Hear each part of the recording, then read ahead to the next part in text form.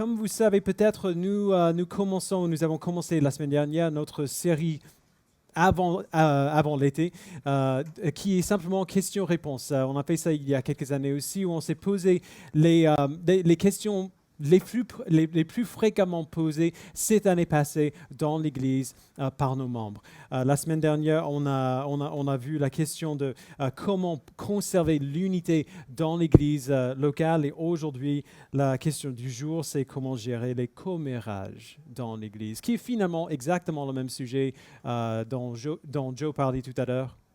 Qu'on va voir dans les dimanches de la forme dans quelques semaines. Le sujet de l'amour, c'est le même sujet ici. On a un texte principal, on sera de retour dans Éphésiens 4 aujourd'hui, mais on aura besoin quand même de faire un peu de travail avant d'y arriver. Mon papa, si vous ne le saviez pas, mon papa était pasteur de jeunes. C'était un pasteur de jeunes pendant ma jeunesse, donc pour le coup, c'était mon pasteur de jeunes. Et c'était un bon pasteur de jeunes. Même moi, qui n'étais pas chrétien à l'époque, qui n'aimait pas l'Église, je devais admettre que la partie que je préférais à l'Église, c'était le groupe de jeunes, malgré le fait que ce soit mon père qui soit le pasteur. Il enseignait la Bible clairement et avec passion et de manière qui nous donnait envie d'écouter, même si on n'y croyait pas tout à fait pour certains d'entre nous. Il nous aimait, il prenait bien soin de nous. Et il était assez doué d'ailleurs pour savoir me traiter comme tous les autres quand on était tous ensemble, et que j'ai beaucoup apprécié. Mais j'ai grandi dans des églises pentecôtistes et mon père était un chrétien modérément charismatique, dans un environnement extrêmement charismatique.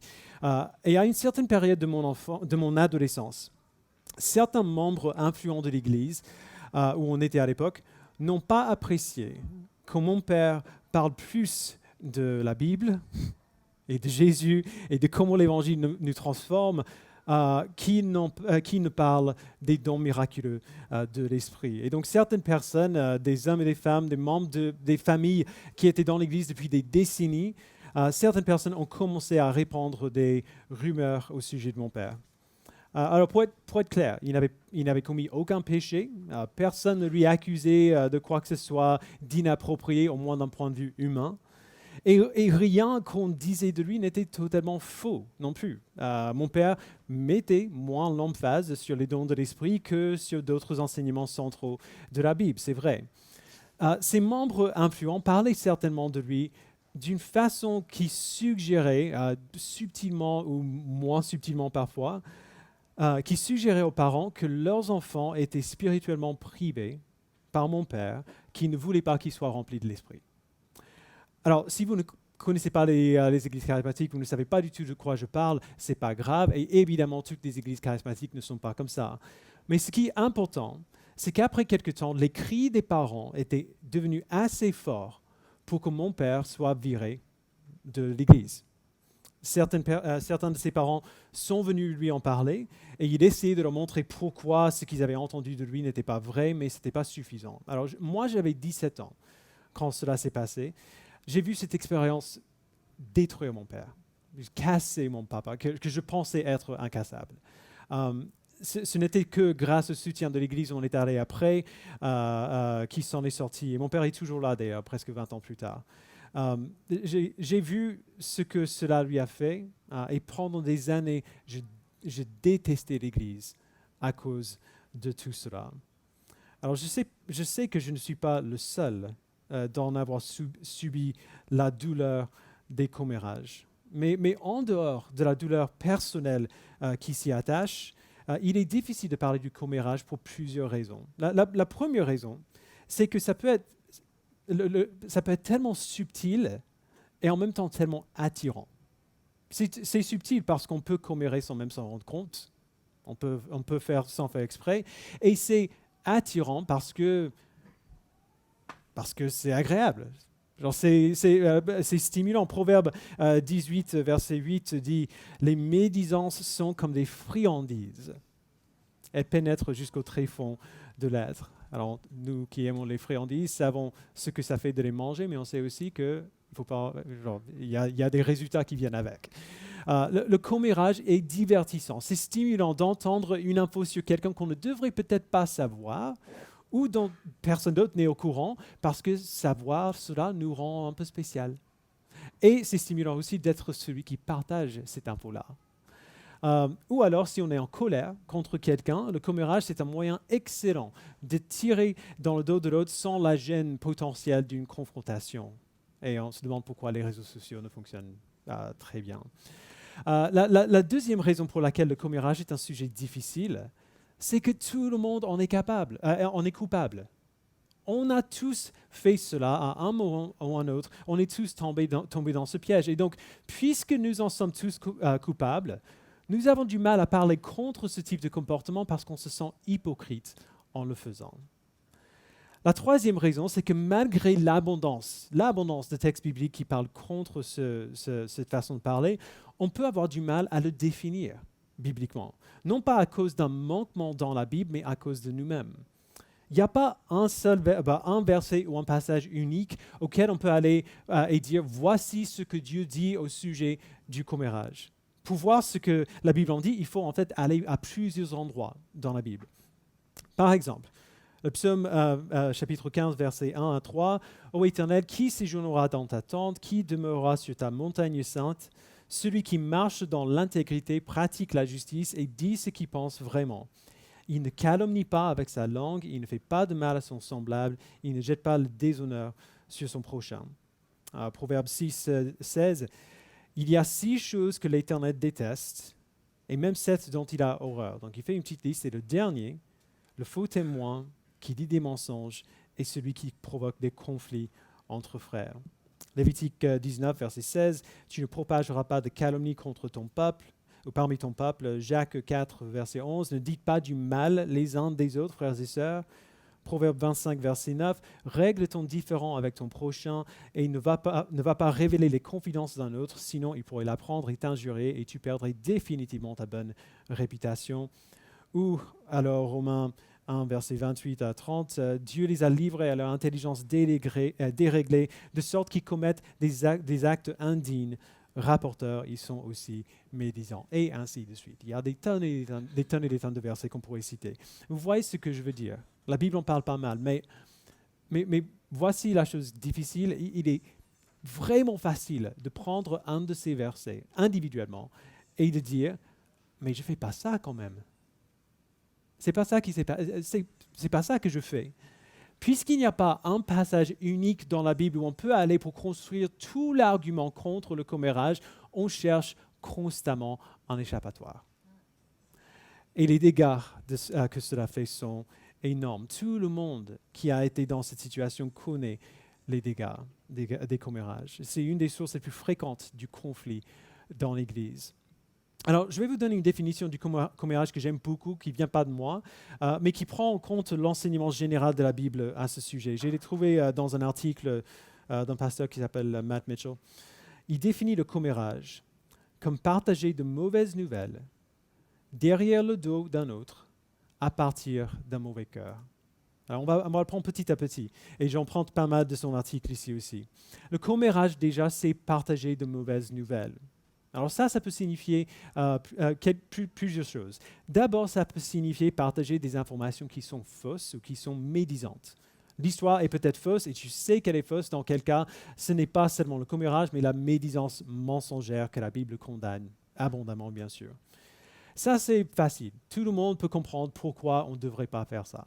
Pourquoi la médisance mensongère serait dangereuse.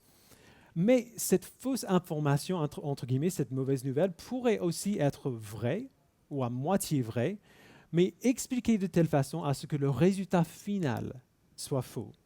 Je vous donne un exemple théorique de ce à quoi ce deuxième cas pourrait ressembler. Et juste pour que ce soit facile à suivre, je vais utiliser les prénoms des gens qui sont dans notre conseil d'administration. C'est purement inventé, c'est seulement pour l'illustration. Mais disons que Timothée entend une nouvelle dérangeante à propos de Déborah, un péché qu'elle aurait commis. Il va la voir comme il faut. Déborah a apparemment demandé pardon pour cela déjà, elle s'en est repentie, mais Timothée est gêné surtout sur la question de comment elle ait pu tomber dans ce piège même au début.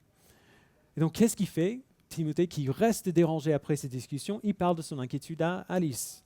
Il n'a pas de mauvaise intention, il se confie, tout simplement. Mais quand il le fait, il ne parle pas de la repentance de Déborah, et Déborah n'est pas là pour en parler elle-même.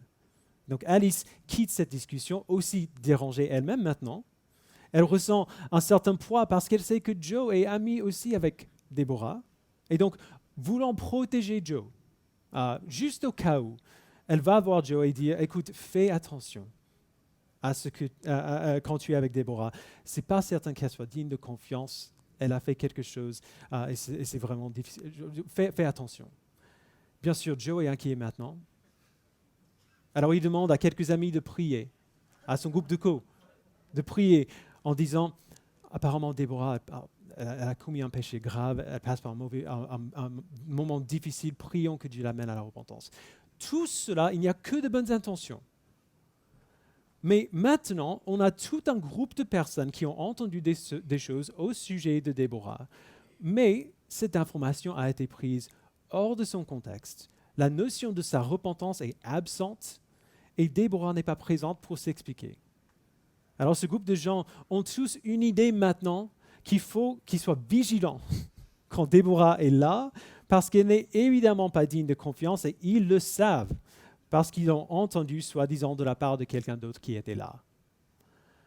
Vous voyez pourquoi ce type de situation est dangereuse. C'est ça que fait les rumeurs, c'est ça que fait le commérage. Même si l'info est vraie, au moins au début, même si l'info est vraie, le commérage donne forcément un relooking à la vérité. Elle lui fait passer par le traitement des réseaux sociaux.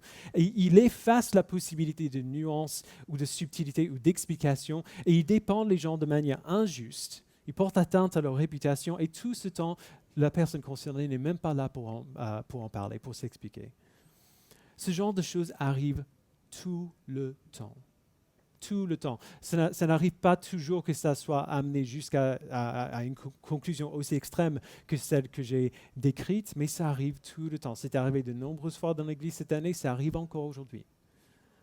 Alors à chaque fois qu'on en parle, pas qu'on en parle, mais qu'on parle les uns aux autres tout simplement, il y a certaines questions qui devraient être au-devant de nos esprits. Est-ce que cette histoire est vraie et comment est-ce que je le sais ? Après, est-ce que c'est mon histoire? Est-ce que c'est mon histoire à raconter? Est-ce que cette histoire constitue une mauvaise nouvelle? Et comment est-ce que je me sentirais si on disait cela à mon sujet? Et c'est pour ça d'ailleurs qu'on parle de mauvaise nouvelle. On ne dirait pas que c'est du commérage de dire à quelqu'un « Ah bah wow, Florian a bien chanté. Ah oui, j'étais pas là, j'ai pas entendu. Oh, elle a une voix merveilleuse. » Ça, c'est pas du commérage. Je pense qu'elle serait gênée. Enfin, ça, c'est pas une mauvaise nouvelle, c'est une bonne chose qu'on dit. Et donc, si on dit des choses complémentaires comme cela, il n'y a personne qui va dire quoi que ce soit. Mais commérer, ce n'est pas ça. C'est partager de mauvaises nouvelles. Deuxièmement, derrière le dos de la personne concernée. Cette personne n'est pas là pour en parler elle-même, ou s'il y a deux personnes concernées, elles ne sont pas toutes les deux présentes, et on reviendra à cela aussi tout à l'heure.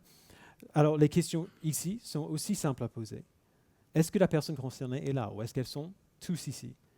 Et pour le pousser un peu plus loin, est-ce que je raconterais cette histoire si la personne était là? Est-ce que j'aimerais que quelqu'un parle ainsi à mon sujet si je n'étais pas présent? Alors, évidemment, il y a des moments où on doit parler des gens qui ne sont pas présents, même si c'est une mauvaise nouvelle. Ce n'est pas du commérage de signaler un crime à la police. Ce n'est pas du commérage de prévenir quelqu'un au sujet d'un individu dangereux. Mais la plupart du temps, si on est honnête, ce n'est pas ça qui se passe. Donc, partager de mauvaises nouvelles derrière le dos d'un autre et dernièrement, à partir d'un mauvais cœur. Et c'est là où j'aimerais vraiment mettre l'accent pendant quasiment tout le reste de notre temps ensemble. Parce que dans son article, Mitchell dit quelque chose de frappant. Je cite, « Les Écritures ne fournissent pas une définition du commérage en un seul passage. Elles décrivent plutôt le commérage en action et relient le commérage de manière intime au caractère des personnes qui participent à ce péché attirant.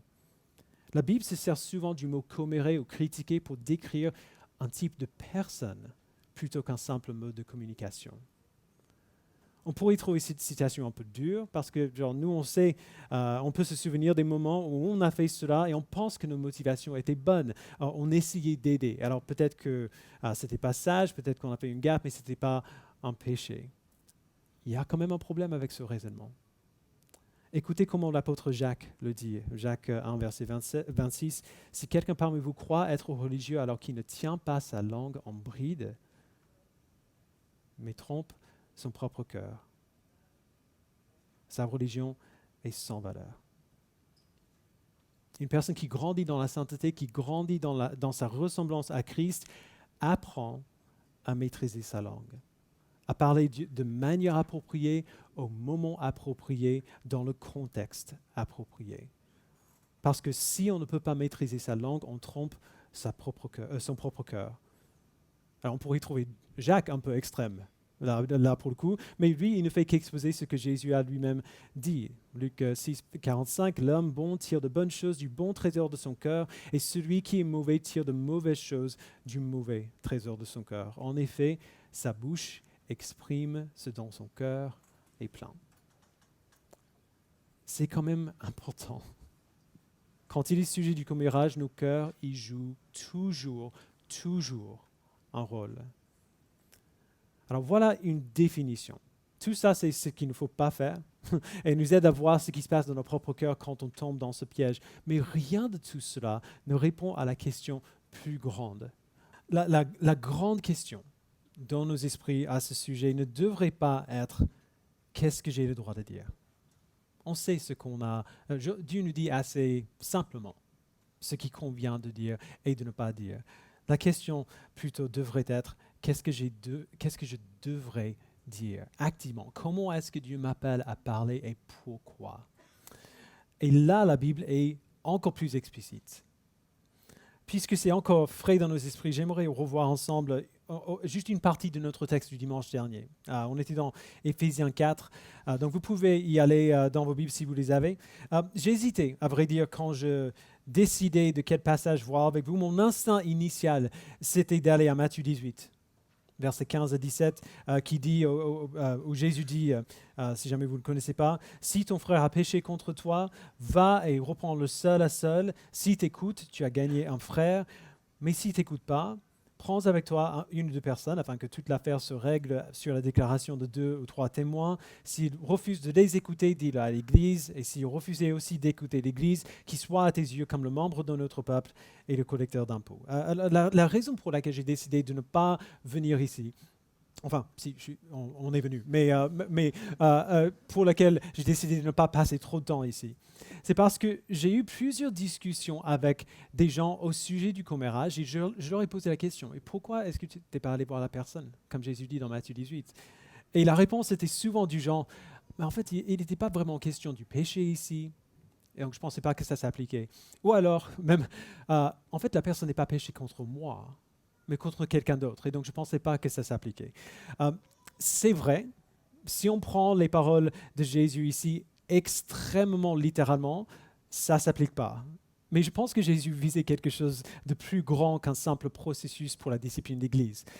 Il enseignait à ses disciples la manière dont ils devraient interagir. De manière générale. Et c'est exactement dans ce sens que Paul nous dirige dans Éphésiens 4. On va lire les versets 25 à 32 ensemble, mais souvenons-nous rapidement du contexte. C'est ce qu'on a vu dimanche dernier. La première moitié de la lettre de Paul aux Éphésiens, c'est ce que Dieu a fait pour nous. La deuxième moitié de la lettre de Paul aux Éphésiens, c'est le peuple que nous devenons en résultat de ce que Dieu a fait pour nous. Paul vient d'exhorter les Éphésiens dans la première partie de ce chapitre à conserver l'unité entre les membres de leur église locale, puisque Christ les a unis à Dieu et les uns aux autres grâce à son sacrifice pour le péché à la croix. Ils sont maintenant membres les uns des autres, des membres différents d'un même corps.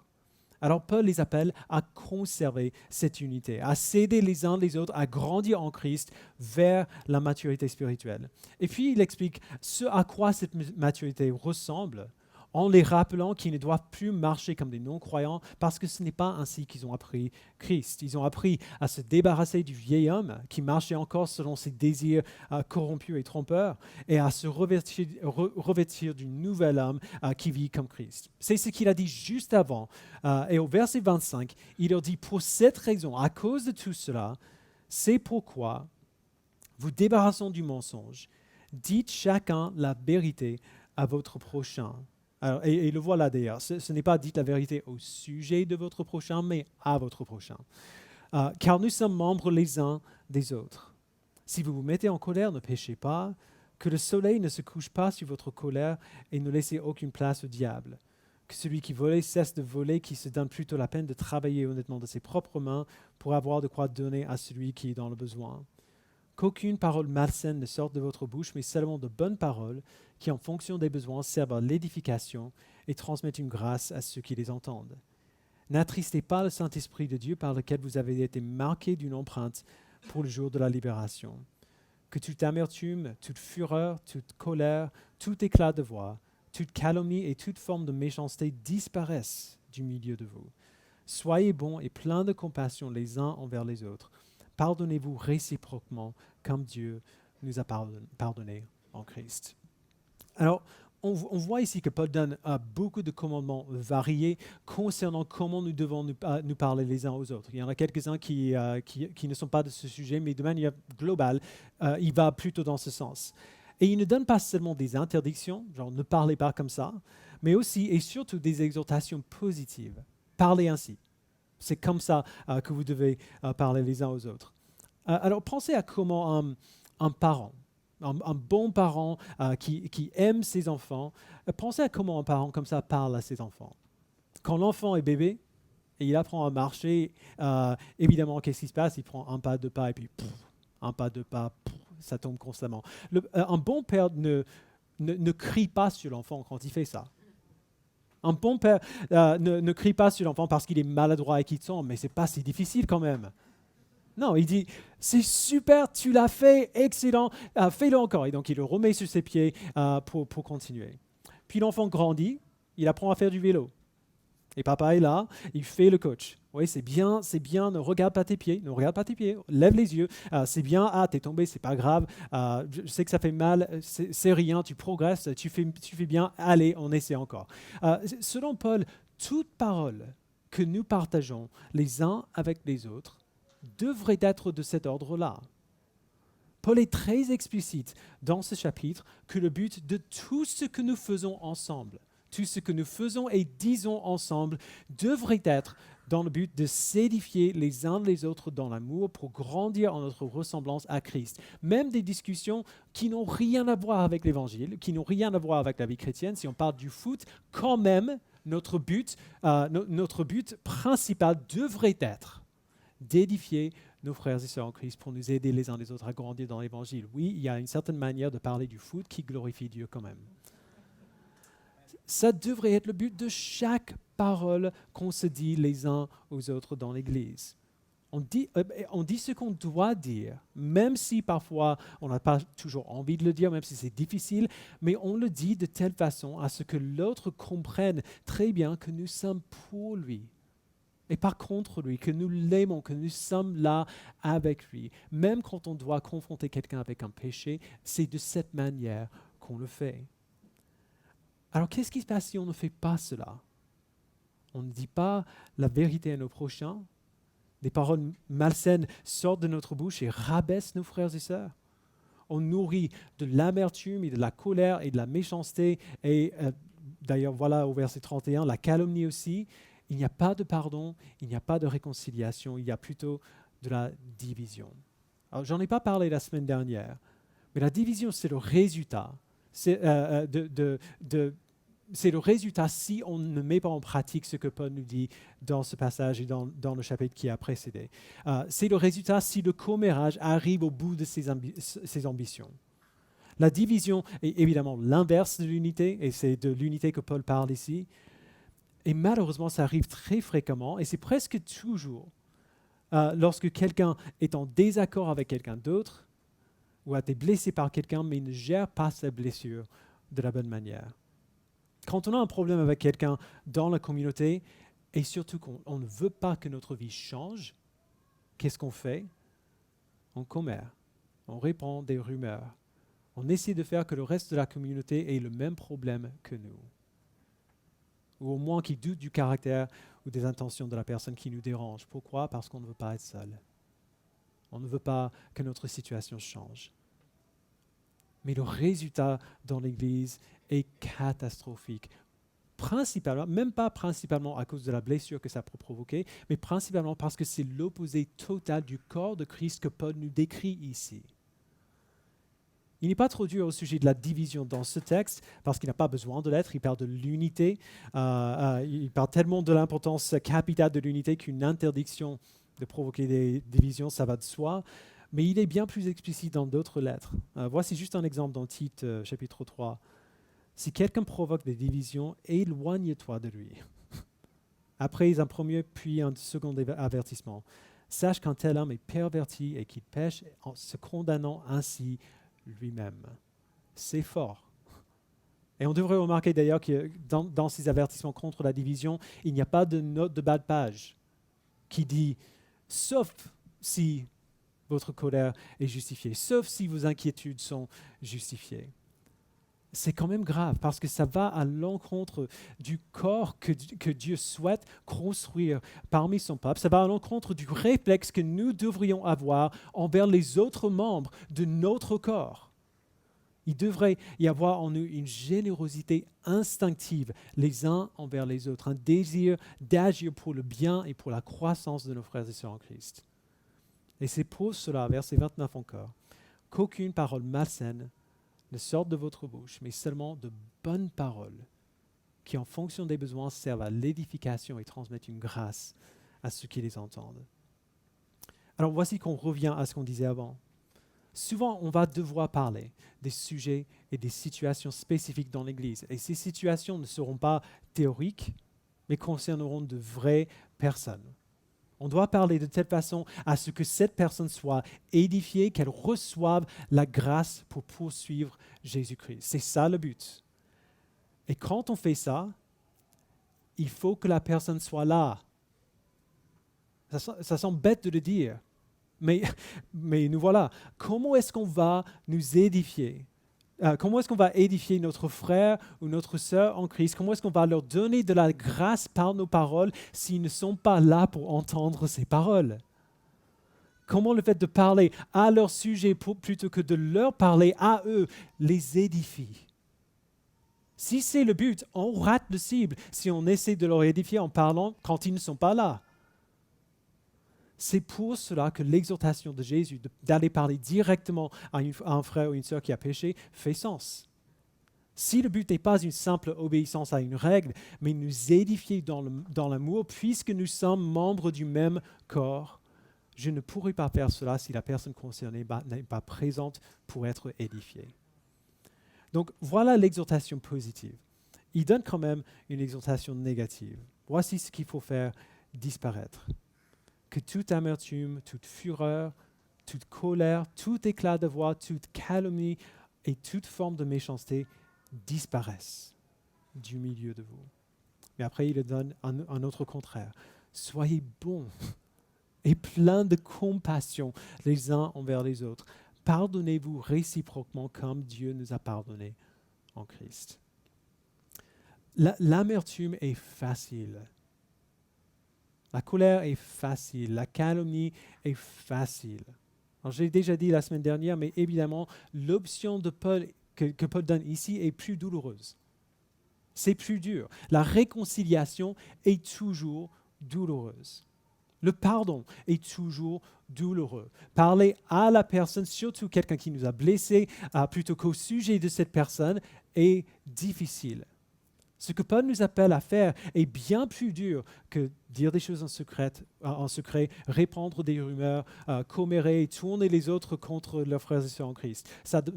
Faire comme cela, ou faire comme Paul nous appelle à faire, demande beaucoup de patience, beaucoup de sacrifice et beaucoup d'humilité. Ça fait mal.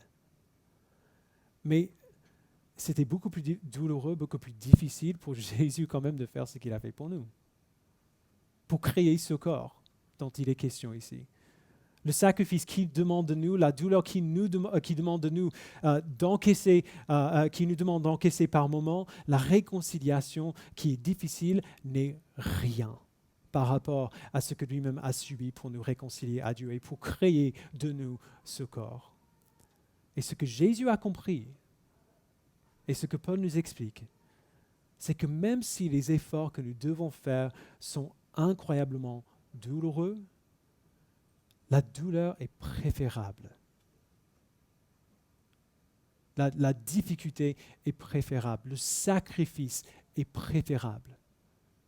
Mieux vaut subir la douleur de la réconciliation, aller parler directement à la personne plutôt qu'au sujet de la personne parce que les enjeux sont énormes. Ce n'est rien de moins que la santé et l'unité du corps de Christ dont cette personne est moi-même sa membre.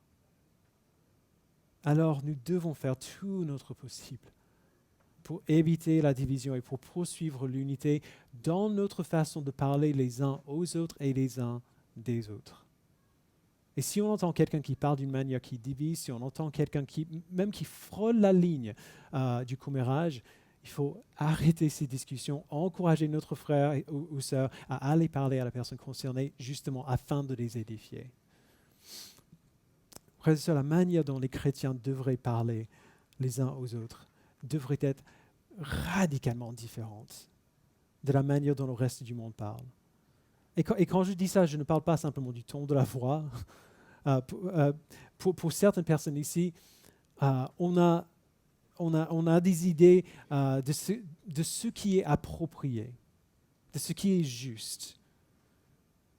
Mais ces idées viennent de la culture ou de notre éducation ou des amis qui nous ont montré l'exemple, mais qui vont à l'encontre de ce à quoi la Bible nous appelle et qui négligent totalement ce que Christ a fait pour nous et le peuple qui nous a fait devenir. Créer de la division dans l'Église par les choses qu'on dit au sujet des autres, c'est l'antithèse de ce à quoi Dieu nous appelle. Il nous appelle à réfléchir à ce qu'on dit, à comment on le dit et à pourquoi on le dit. Et oui, il nous appelle à réfléchir à qui on le dit aussi. Pourquoi? Parce que nous sommes tous membres les uns des autres. Grâce à ce que Christ a fait pour nous unir les uns aux autres. Appelés à nous édifier les uns les autres dans l'amour. Ma prière, ça semble peut-être naïf de le dire, mais ma prière, c'est qu'on n'entende plus jamais parler des rumeurs ou du commérage dans cette Église déjà et dans l'Église chrétienne de manière générale. Parce que ça voudrait dire que nous sommes en train de vivre en obéissance à ce que Paul nous ordonne de faire ici. Quelle joie ce serait de voir cela et quel honneur à notre Dieu qui nous a sauvés. Je vous invite à prier. Père, nous t'avons déjà demandé pardon pour toutes les fois que nous avons pu nous tromper à cet égard, même avec de bonnes intentions et parfois avec de mauvaises intentions aussi. Merci Père de nous avoir pardonné, d'avoir fait de nous ton peuple en sachant très bien qu'on aurait besoin de ton pardon même après, qu'on aurait besoin de ton pardon pour des choses que nous avons fait ensemble envers les autres membres du corps de Christ. Merci pour ce pardon. Et maintenant, Père, que nous avons cette assurance de notre pardon, je prie que tu nous permettes de savoir en toutes circonstances ce qui convient de faire, de réfléchir avant de parler, de réfléchir au sujet de notre contexte, l'histoire que nous sommes en train de raconter et surtout du but de ces choses-là. Qui est-ce que je veux édifier? Est-ce que essayer d'édifier un frère ou une sœur va rabasser un autre? Aide-nous, Père, à avoir de la sagesse et à avoir de la compassion pour tous les membres du corps de Christ, à mettre en pratique de manière rigoureuse ce que tu nous dis et comment tu nous dis de parler nous uns aux autres et nous uns des autres. Parce que l'enjeu est trop grand. Il n'y a pas un seul membre de ton corps qui n'est pas là, qui n'est pas là par ton intention. Il n'y a pas un seul membre de ton corps qui est là par accident. Puisque nous voulons prendre soin de nous-mêmes, et surtout puisque tu as fait une telle grâce à ton Église, permets-nous de faire la même grâce à tous nos membres. Au nom de Jésus-Christ, nous le prions. Amen.